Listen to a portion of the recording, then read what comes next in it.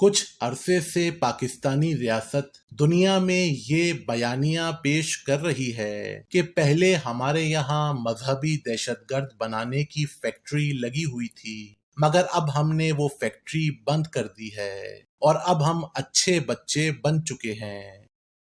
پاکستانی حکمرانوں کے دوسرے بیانیوں کی طرح یہ بیانیہ بھی بالکل جھوٹ پر مشتمل ہے۔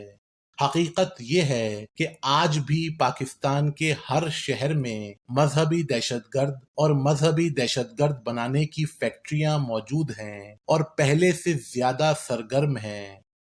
دو طرح کے مذہبی دہشت گرد پاکستان میں پائے جاتے ہیں، ایک وہ جو پاکستان میں پاکستانی شہریوں کا خون بہاتے ہیں اور دوسرے وہ جو ہمارے پڑوسی ممالک میں جا کر دہشت گردی کرتے ہیں۔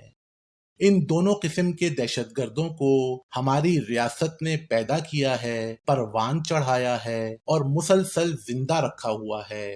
مذہبی دہشت گردوں نے پچھلے 25 سال میں تقریباً 80,000 پاکستانیوں کو قتل کیا ہے۔ آج تک سارے مذہبی دہشت گردوں کے خلاف کوئی حقیقی اور بھرپور آپریشن نہیں ہوا۔ ہمیشہ یہ ہوتا ہے کہ چند دہشت گردوں کو ٹھکانے لگایا جاتا ہے اور بہت سوں کو بچا لیا جاتا ہے۔ چند سال پہلے لشکر طیبہ، جیش محمد، لشکر جھنگوی اور سپاہ صحابہ جیسی دہشت گرد تنظیموں پر صرف دنیا کو بے وقوف بنانے کے لیے پابندی لگائی گئی تھی، مگر یہ تمام دہشت گرد تنظیمیں اپنے نام بدل کر دوبارہ ایکٹیو ہو گئی تھیں۔ لشکر طیبہ نے پہلے اپنا نام بدل کر جماعت الدعوہ رکھا اور پھر بعد میں ملی مسلم لیگ اور اللہ اکبر تحریک کے نام سے کام کرتی رہی، اور اب مرکزی مسلم لیگ کے نام سے سرگرم ہے اور الیکشن بھی لڑ رہی ہے۔ پچھلے الیکشن میں لشکر طیبہ کے تمام دہشت گرد مرکزی مسلم لیگ کے پلیٹ فارم سے کھلے عام الیکشن لڑتے نظر آئے۔ اسی طرح سپاہ صحابہ اور لشکر جھنگوی نے اپنی تنظیم کا نام بدل کر اہل سنت والجماعت رکھا اور اس پلیٹ فارم سے الیکشن لڑے۔ پچھلے الیکشن میں سپاہ صحابہ اور لشکر جھنگوی کے تمام دہشت گرد رائے حق پارٹی کے پلیٹ فارم سے الیکشن لڑتے نظر آئے۔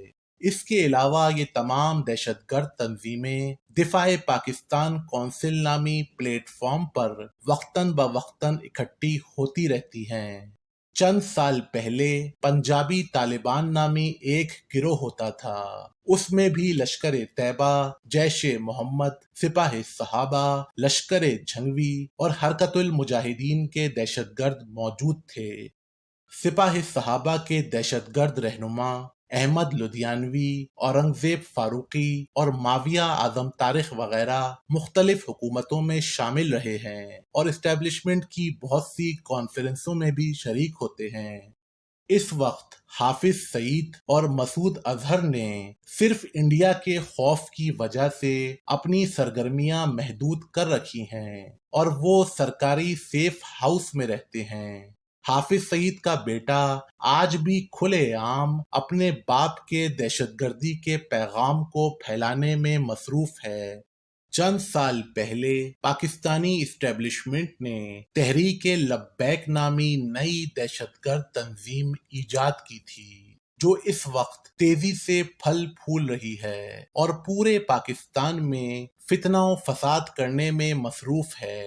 تحریک لبیک والے کبھی کسی کو گستاخ کہہ کر مارتے ہیں تو کبھی کافر کہہ کر، کبھی کرسچنز کی بستیوں کو جلاتے ہیں تو کبھی ہندوؤں کے مندروں کو توڑتے ہیں، اور پھر مزے سے الیکشن بھی لڑتے ہیں اور کوئی انہیں روکنے والا نہیں ہے۔ یاد رہے، مذہبی دہشت گرد چاہے کوئی بھی ہو، کسی بھی تنظیم سے تعلق رکھتا ہو، اس کا مقصد صرف اور صرف دہشت گردی ہوتا ہے، عام انسانوں کا خون بہانا ہوتا ہے۔ دہشت گرد چاہے ٹی ٹی پی کے ہوں، داعش کے ہوں، لشکر طیبہ کے ہوں، جیش محمد کے ہوں یا تحریک لبیک کے ہوں، سب کا مقصد ایک ہے۔ ان کے بیچ چھوٹے موٹے فرقہ وارانہ اختلافات ہو سکتے ہیں، مگر ان سب کی پروڈکٹ دہشت گردی ہے۔ دہشت گرد چاہے انڈیا میں دہشت گردی کریں یا پاکستان میں، مسلمانوں کو ماریں یا غیر مسلموں کو، سب قابل مذمت ہے۔